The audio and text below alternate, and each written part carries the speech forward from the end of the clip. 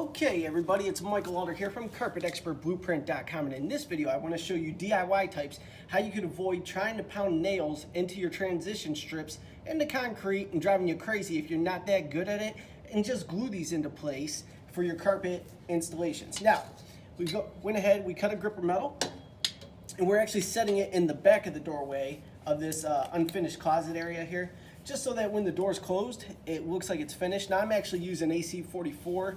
It's a like a contact type cement, but you could also use liquid nails, PL, products like that will work as well.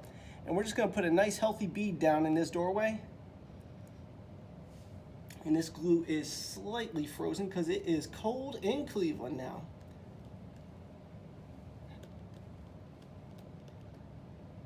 We're gonna go each way one time to get enough adhesive down.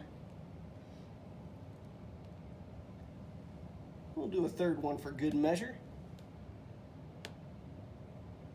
And that should be good. Then we're just gonna take our metal, we're gonna drop it right into the adhesive.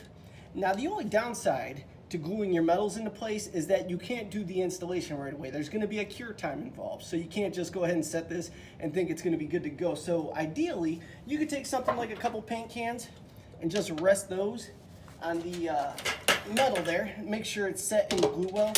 Give it a handful of hours, and then at that point it should be set, good to go, so you can go ahead and stretch carpet. It won't pop up, and tap it down. It won't affect it as well. So if you have any questions about setting your transition strips, be sure to comment below. I'll create a video answering the questions for you. Thank you so much for tuning in. I'll see you on the next one.